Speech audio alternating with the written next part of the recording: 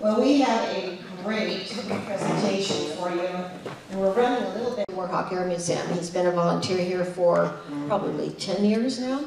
Yeah, more than 10 years. And he's an incredible man. He's got a military history that we are so in awe of. He was born in Columbia, Ohio, raised in Memphis, Tennessee. He graduated from Christian Brothers High School and the United States Air Force Academy. Following commissioning as a second lieutenant in the U.S. Air Force, he graduated from undergraduate pilot training and was selected to fly the McDonnell Douglas F-4 Phantom in Arizona, Japan, and Korea. He transisted to the Northrop F-5E Tiger as an adversary tactics instructor pilot known as the Aggressors. Following that assignment, he transitioned to the F-15 Eagle, where he spent the majority of his Air Force flying career with flying assignments as an instructor, combat, and operational test and evaluation pilot.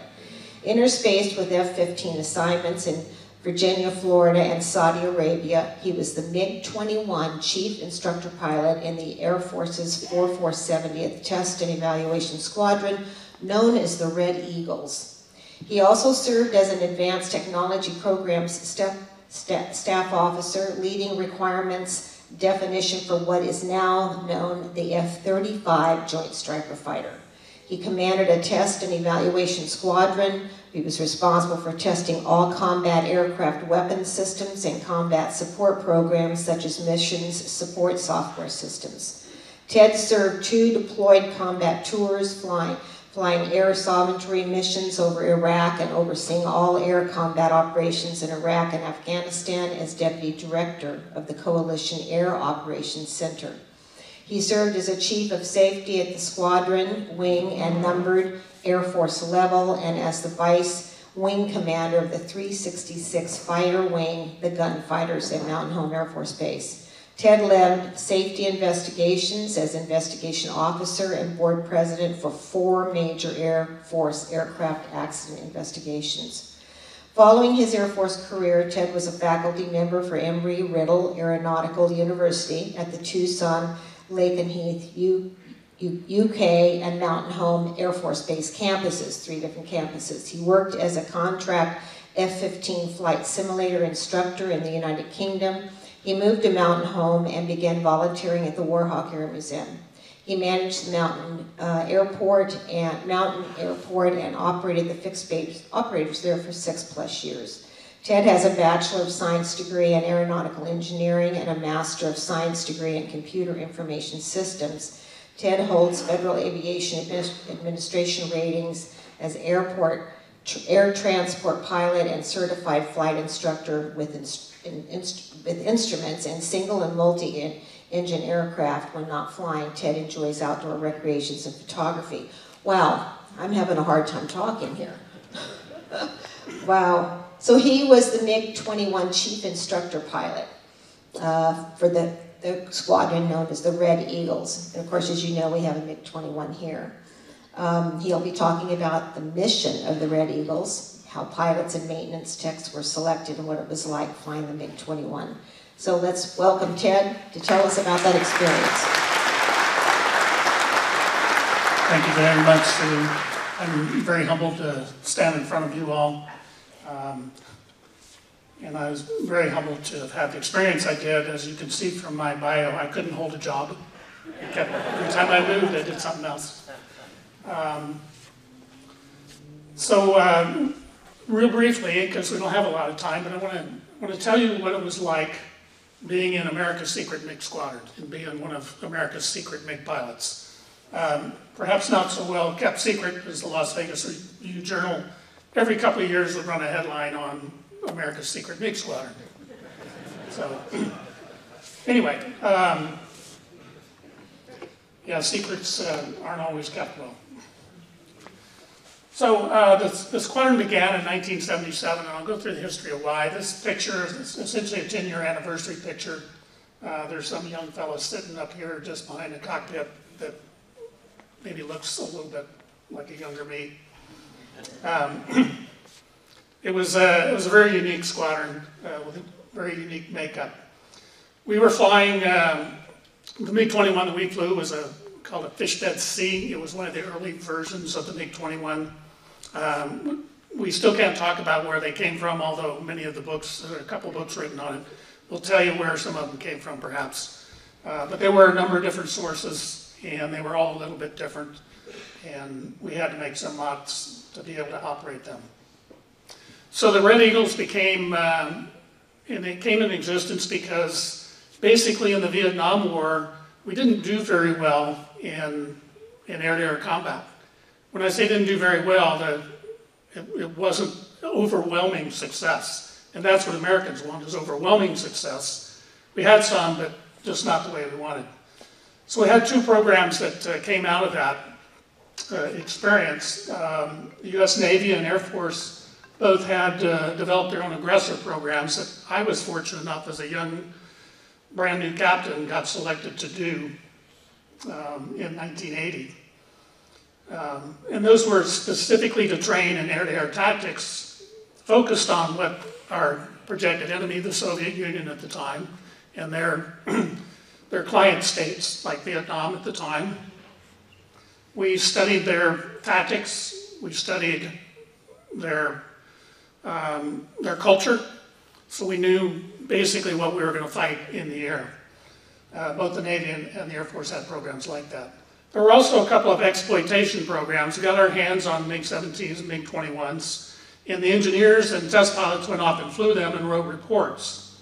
But that didn't really tell us how they were flown in a tactical situation. So in order to change that, a few very hard-working majors and lieutenant colonels, Vietnam veterans, said, let's do something better. Let's take those test assets and build a training squadron. And hence the Red Eagles came into existence. The maintenance crews, where do you find maintainers? That's obviously the key part of this. We don't fly, no pilot flies if there's not a mechanic fixing the airplane. How many mechanics we got in here? So hands off, hands together for all of you. So maintenance crews were handpicked. It wasn't just your average run-of-the-mill mechanic. It was the best that the Air Force had, because what we're going to do is take Soviet airplanes and maintain them without any of the supplies that you normally would have, any of the tech manuals. As far as the pilots, the Air Force pilots in the squadron were all either fighter weapons school graduates or they were aggressor pilots like myself. And there was a mix of us in there. We had 3 US Navy and 1 US Marine Corps pilot in the squadron. They had to either be a Top Gun graduate or a test pilot school graduate. We always had 1 Navy test pilot school graduate in the program. So we flew a MiG-21 or a MiG-17 when the squadron first got started, and then at the later stages, the MiG-23. Fighter weapons school graduates initially, they were either F-4 or F-15 instructors in the weapons school. So they flew those airplanes occasionally, but primarily their job was to fly the MiGs. The aggressors like myself and the US Navy and Marine Corps pilots flew the F-5 or the T-38, which was very similar in performance to the F-5. And by the time I got in the squadron in 1985, we were just flying the T-38. All the pilots were just flying the T-38 and whatever MiG they were assigned to. So flight operations began in 1977 with just a couple of MiGs, 2 MiG-17s, and I think about 3 MiG-21s. And it gradually grew over the years. So the comparison between the F-5, the Air Force's simulator for the MiG-21, and also the MiG-17 in the front, MiG-21 in the back, and 2 Air Force F-5s. The F-5 was very similar in performance to the MiG-21. Top end speed was not quite as high. Maneuverability was very similar. The MiG-21 was slightly better in maneuverability than the F-5. Comparison, see very close in size, MiG-21 being slightly larger.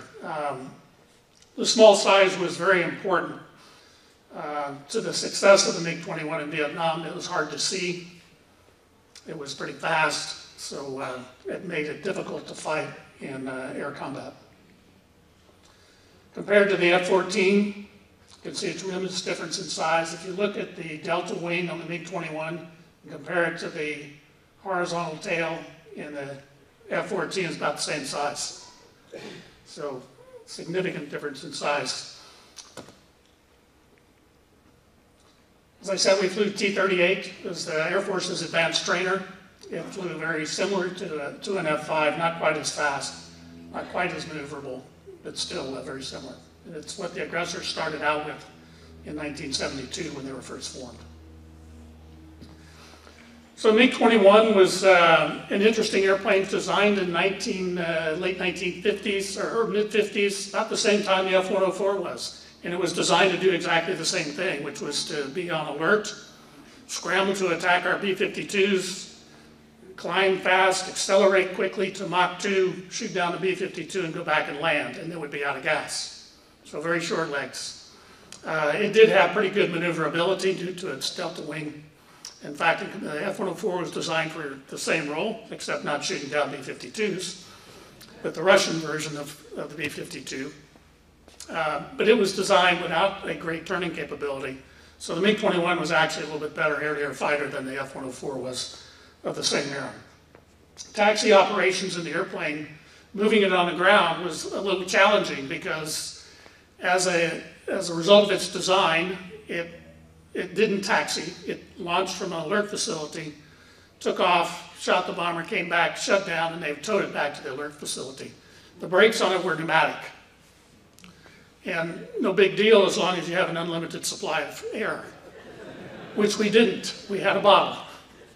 So the first 5 or 6 flights each one of us had in the MiG-21, we were probably going to get towed back to the chocks after flying once or twice during that time frame because we would run out of air. We learned pretty quickly that you taxi it very quickly, taxi it fast, the rudder was effective, and fortunately we had a long straight taxiway that we could do that and hopefully save enough air to make the few turns into parking that we needed to make. The controls for the brakes were on the control stick. You have this paddle. You put that paddle, the amount of pressure you put on the paddle had to do with how much air you got to the brakes. And then you determine which brake on the main wheel got pressure by moving the rudder pedals. So it was a technique, and most could figure that out pretty quick. The MiG-21 cockpit, as you can see, is very small. It's very cramped. There are a lot of things in there that I still can't tell you what they were because they were written in Cyrillic. Okay, we did modify a couple of things because we had to.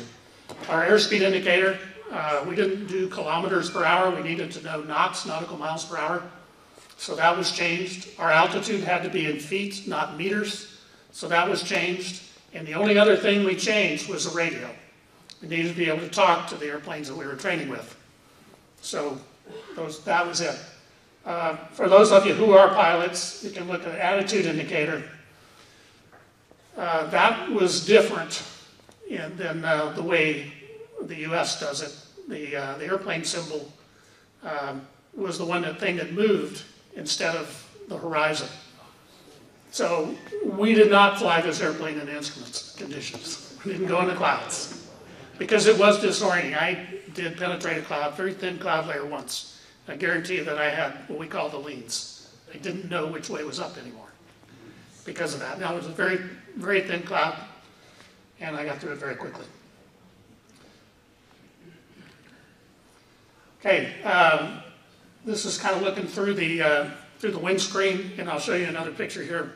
You can see that there are a lot of things in your way. The visibility out of this airplane was horrible. I sat up with the canopy rail was about at my shoulder level.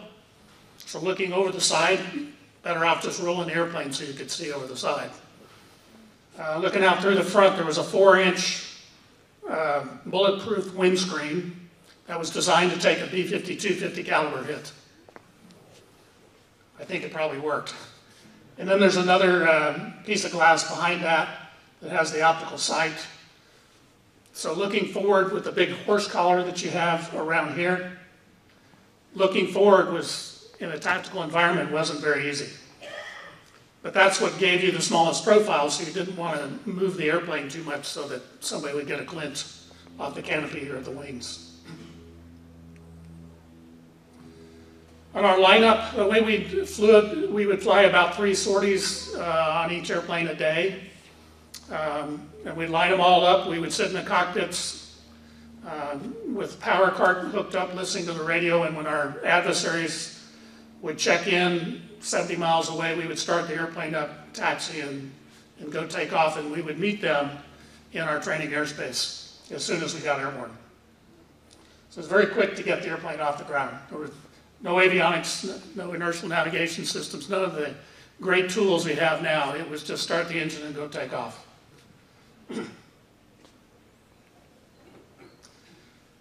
Our adversaries generally came out of Nellis Air Force Base. They flew 150 miles up to the Tonopah Test Range, which is about 20 to 25 miles southeast of Tonopah, Nevada. Nothing out there. I do want to mention, though, that there's a little lake shaped like a dog bone right there that was used for nuclear tests back in the 50s. I have seen videos of F-105s dropping nuclear bombs out of it. I'm sure it was okay for us. Okay, so Constant Peg was the name of our program. It was, Constant was the tactical call sign, the 2-star general that approved it, and was really the force behind getting it all set up, provided the general officer emphasis to get the money to build the Tonopah Test Range airfield up. And Peg is the name of the wife of the 1st Squadron commander. Now, it was a cover story. That was a code name, but even the code name was secret. We couldn't mention the name. So, okay, still can't tell anybody what it is. The program is designed to eliminate buck fever. So the first time that you saw a Russian airplane flying wasn't in combat. And that was probably the biggest comment that we got. We would start off each week. The squadrons would come in for a week. We would do Monday academics all day. Sometimes in the afternoon, if they flew in Monday morning, they might go to sleep. Try to keep that from happening because of what the excitement of flying these airplanes. And then on Tuesday through Friday, we would fly missions with them. And I'll go into what those profiles were here in just a minute. But the comment we got was, gee whiz, yeah, I don't have any buck fever anymore. I've been there, I've seen it. So I was successful in doing that. A little size comparison here, F-16. Of course, the F-16 designed in the early, late 1970s, primarily to be a significant improvement over what the MiG-21 was. Very successful at that, as we're still flying them now. The F-18 competition for the F-16, the time the Navy chose to go with the F-18, which was a modified design of the F-17. Okay, the first type of mission that we flew with everybody all pilots who had not seen one of our MiGs before, flew what we call a performance profile. It was a drag race, it was a roll comparison. Basically, how does the MiG-21 maneuver compared to the airplane that they were flying? So this was a very, very benign type of environment. If we had enough fuel left over, again, the MiG-21, very short range. If we had fuel left over, we would do a basic fighter maneuver scenario, which was we really tried to focus on. They would try to get all the pilots that flew with us at least 2 of these types of sorties, if they had enough sorties available. This is basically one airplane fighting against the other airplane. And the advantage here was our pilots were flying F-14s, F-18s, F-15s, F-16s, all designed to beat the MiG-21. In the MiG-21, we had very highly trained pilots, US pilots, flying it to the best of their ability. So if those pilots, as American pilots and their fighters, could beat the best that the US Air Force has to offer flying MiG-21s, we're pretty sure we're going to be able to handle anything the Soviets and their clients can do. And we were successful at that as a Department of Defense. Did very well. Now, that doesn't mean that sometimes I wouldn't beat the F-15 or F-16 guy the first engagement, the first time we flew. Then after that, he'd get over its buck fever, and he would kick my butt. We also flew tactical missions, particularly with our fighter weapons schools. We would fly a 2 versus 2, and these were always exciting because we flew the MiG-21 like we expected the Soviets to operate it. We would fly widespread formations or very close-in formations.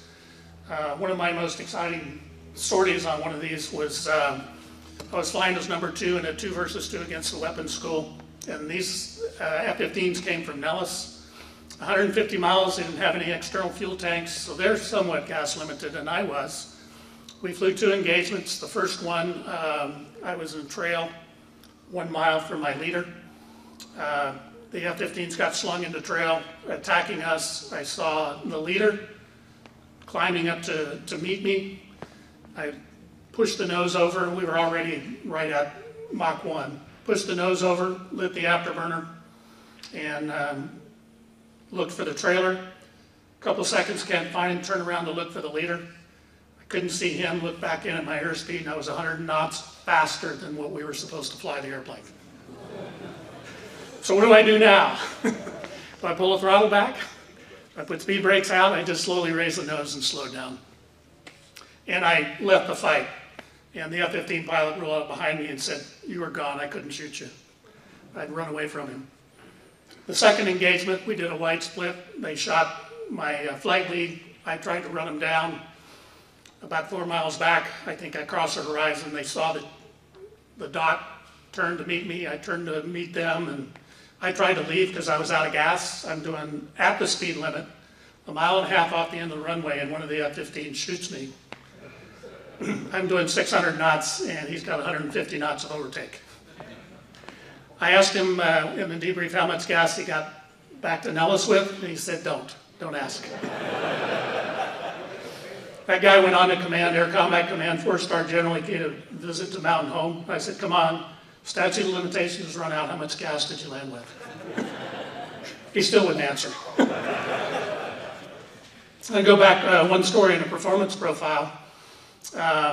We had come off a grounding period. We have a few, and I'll talk about it in this apps in just a second. But one of the comparisons was a roll rate, so we just do an aileron roll. Well, the MiG-21 has a manual rudder. There's no hydraulics associated with it, so when you roll the airplane, the rudder, if you don't keep pressure on the rudder pedals, the rudder will flop down as you roll into 90 degrees of bank. And of course, it's still effective. So we had come off a grounding period for a couple of months due to an engine problem, and I'm flying with a couple of Marine Harriers. We're doing the roll demonstration. I've got one on each wing, and I do this real quick roll, and I didn't keep my feet firmly on the rudder pedals, and I can describe that maneuver only as Mr. Toad's Wild Ride. I think it was probably a Lumpschavak for those of you who are aerobatic pilots. But the Marines were impressed, and they said, "Can we see that again?" And I said no. I never let go of the rudder after that. One of the last things we did, Red Flag. I'm sure most of you have heard of the Operation Red Flag. That was also begun as a result of the Vietnam War in the mid-70s. And this was a large number of airplanes. You had some of us on the red side and some on the blue side. So we started integrating that into, once we got enough airplanes to make an impact on that. So we would join up with the F-5s from Nellis and do this. It was very exciting, lots of airplanes. We really saw in that type of scenario how poor the MiG-21 was in actual combat, particularly against US trained forces. It really was poor, particularly given its short range. Doesn't mean we didn't have some success, but it wasn't very often. So we had 5 major accidents. We had 2 early on in the MiG-17. One, unfortunately, was a fatal spin accident, killed Navy Lieutenant Hugh Brown. And then we had a hydraulic failure. The pilot, fortunately, was able to get that airplane to the ground in a fashion that he could survive. We had one MiG-21 engine failure. This was actually the second engine failure that we had while I was flying the airplane. The first one, the pilot somehow was able to recover the airplane after the engine quit, well outside what we determined was the the glide path back to the airport. Very, very impressive airmanship on that. The second one, pilot had engine failure again and was not able to successfully get it back on the ground and jumped out unhurt. 2 MiG-23 accidents. The first one was an engine fire. The pilot unfortunately stayed with the airplane too long and did not survive the ejection. And then we had a spin accident. The MiG-21 accident and the spin accident occurred about, I think, less than 2 months apart in 1987. The spin accident, the pilot actually jumped out. He was on his first sortie back from a long grounding. Our MiG-23s are really hard to keep operating. It's just problems after problems, mostly engines. And anyway, his first sortie back, he was an F-15 pilot, tried to make it do what the F-15 does, and it said, you're going on Mr. Tozwald ride 2, and he couldn't get it out. So he jumped out. So with these 2 accidents in 1987, the squadron's been around 10 years. There was always money for parts. In the Reagan administration, there was plenty of money. But as you can understand, the Soviets didn't particularly want to sell us parts to these things. So it was difficult, particularly with the MiG-23. And then, of course, after the Berlin Wall fell, there was no money left, but now all the stuff's available, but we've already shut the squadron down. And the leadership decision was these airplanes, the MiG-17s, the MiG-21s, MiG-23s, are old. They're not the frontline Soviet threat to the extent that they were. So unless we can come up with now MiG-29s or Su-27s weren't even fully operational at the time, then we don't want to kill anybody else. I mean, we've already lost 2 people in this operation. We don't want to lose any more. So we shut it down in March of 1988. Over that time, 15,000 sorties flown, more than 6,000 aircrew trained. And the last sortie was, we launched every flyable MiG that we had a pilot for on one day and flew against a red flag mission against F-4s, F-15s, and F-16s. That was the longest sortie I ever flew. It was 45 minutes. So less than 3 years later, we go into Desert Storm. And the record in Desert Storm, I think 36-0 in air combat against basically Soviet-provided airplanes, Soviet training, Soviet airplanes. The roll now, I mean the numbers now is 170. And it's because of the training that not only this program, Constant Peg, but Red Flag and the ongoing training that the U.S. military does for its fighter aircrews. Unfortunately, in September 11th, 2001, all the archives for the squadron after it shut down were put in a vault in the Pentagon. And that's where that airplane hit the Pentagon, so much of that was destroyed. So that's my presentation. I'm happy to take any questions that you have. Notice that Sue's put a mic in my hand, so I can't do this. I'll get the questions. Hold on. Fighter pilots can't talk without having both hands available. Okay, question here.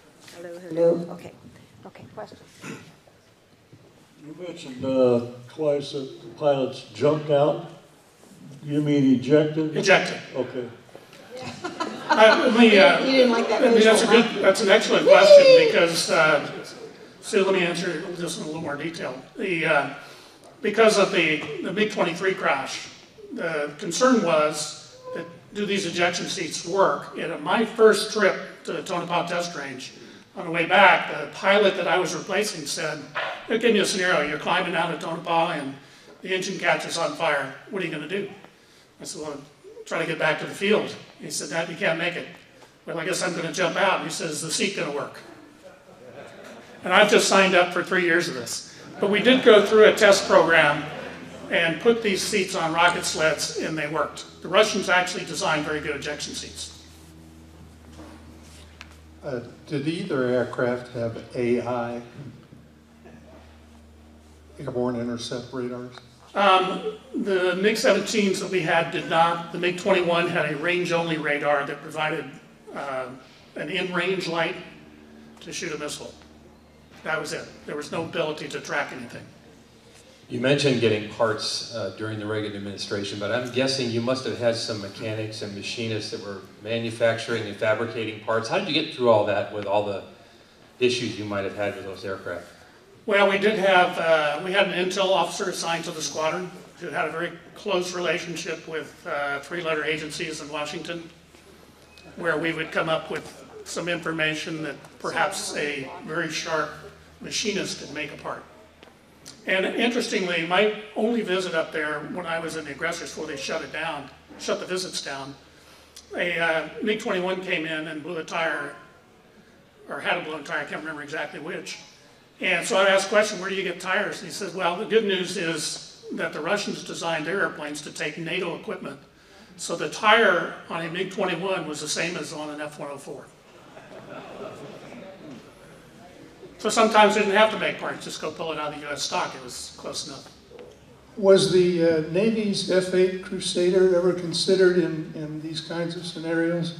The Crusaders were retired by the time we started up this program. So no, we didn't. The paint scheme on our MiG-17. Can you tell us about that? That paint scheme is a paint scheme from one of the MiG-17s that we flew in the Constant Peg program. But before it came to Constant Peg, it was an exploitation, and that paint scheme mirrors that exploitation paint scheme. Yeah, there's a good write-up on it too. It's interesting. What's the latest being made right now, and do we have the same type of pilots using them in replication of what you just did? I don't know if we have any other MiGs. If I did, I probably couldn't talk about it. I suspect that somebody's probably doing something. I'm not supposed to speculate, but yeah, I don't know that we have the newest that they have because they haven't built very many of them, and they're much easier to keep track of when you don't build. I think MiG-21s have probably 11,000, 12,000 have been built over the years. Where are they made at? Several places. I don't think anybody's manufacturing them anymore. But I think the Indians built them, Czechs built some. I think this one was Czechoslovakia. Yeah, So it's been built a lot of different places. Yeah, I was in 67, 68, and I didn't know the Viet Cong or the VC even had an Air Force. So how was your performance unsatisfactory? Well, the North Vietnamese had an Air Force. North Vietnamese and perhaps some Russians. So we won't give planes to Ukraine, but we'll let the Russians provide planes and fly them in Vietnam. Yeah, what can I say?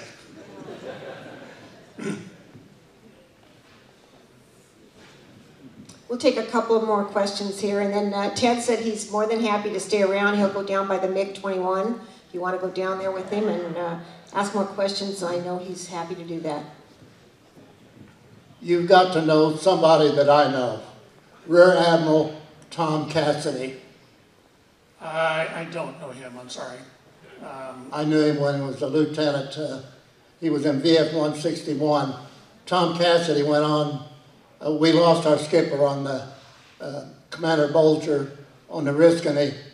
He became captain of VF 161. Then he moved on, he was captain at Miramar. And then he authorized the movie Top Gun for the Navy. Yeah, I've heard his name, I just don't know him. And he flew the MiG acrobatic in the movie Top Gun. Okay. Tom Cassidy.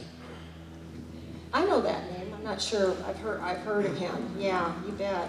Okay, one more question, and then Ted's happy to stick around. Okay. Well, let's give this man a great applause. I got one more thing. Oh, good. Go ahead. There have been two books that I know of written about the Red Eagles. First was Red Eagles, America's Secret MiG. Steve Davies is a noted British aviation author. and how he got to write this story in 2006 when I didn't know we were declassified. Anyway, I got an email from one of my friends who said, yeah, you can talk to this guy. So I was living in England at the time. His first edition didn't have any maintenance stuff written about it, because none of the maintainers would talk to him. They all believed that if you ever talk about this, we're going to shoot you. So he had to come back afterwards and do a second edition with their inputs. The second book is written by Gail Peck, who's the first squadron commander, so he has the history of how that all was developed. Interesting read if you're interested. So, What air base primarily were you all flying out of? we were flying out of Tonopah Test Range. That's the only place we could fly. We had one divert base. It was a place that nobody could mention at the time. We called it Dreamland.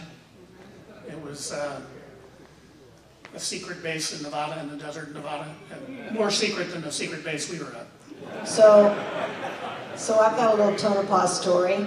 So there were about 5 of us flying our warbirds to an air show, and we were going to land at whatever commercial airport is near Tonopah. And Tom Camp was flying this airplane. We were in the P-40, there were several other ones, so all of us went in, we landed, and Tom didn't show up. Well, Tom thought Tonopah was the airport we all landed at. So Tom came around, he got in the pattern, and noticed all of a sudden that it wasn't a civilian air base, so he started to pull out, and the radio, the guy from down below said, identify yourself. So he identified himself and said, I'm sorry, I have the wrong airport, I'm going over to whatever the commercial airplane port was, and he said, no, we want you to land, and Tom said, no, that's okay, we're on our way, we're going over to, it was a mistake. They said, no, we want you to land, or we're going to come up and escort you to land. So he thought, well, I guess we better land. And so they landed this little tiny P-40 on Tonopah, and they told the ground control said, stop when you left you land, we'll come and get you. That he had his girlfriend with him, who he never saw again after this, believe me. The Jeeps pulled up. They put them both in 2 separate Jeeps, took them to a building, questioned them extensively about why they were there, why they landed at that airport, etc. And then finally said, okay, you can leave, but don't you ever tell anybody you were here at this field. And we'll know if you do, because now we have your home address, and we will kill you. And so they took off, and we, of course, in the meantime, figured out that he landed at Tonopah, so we were waiting at the airport, and we had big signs made, welcome home, MIAs, and for them to land. And so they came in and they landed, and we got up to breakfast. Of course, he told us all about it. Oh my God, you won't believe it just happened to me, where it was, what we did. And the phone, someone came over and said, excuse me, is Tom Camp here? Yes, well, there's a phone call for you. And so he went up, and this man said, this is Sergeant so-and-so, and he said, we have unfortunately lost an identity badge, and we want you to check in the airplane to see if it's in there. And Tom goes, who is this? And he goes, this is Sergeant so-and-so, whatever he was, from Tonopah. Tom goes, I don't know what you're talking about. He goes, excuse me, sir, we need for you to look because we're missing one of our badges. He goes, man, I don't know who you are. You're some crazy guy. And he hung up. Never heard of him again, and he never found the badge. Boy, we all looked, I'll tell you. So that's my Tonopah story. The little P-40. Okay, any more questions? Ted, will you go? He'll come down and spend time at the MiG-21 if you want to. So thank you so much. What a great day. Have a great April. Happy Easter to everybody. Thank you. We'll see you in May.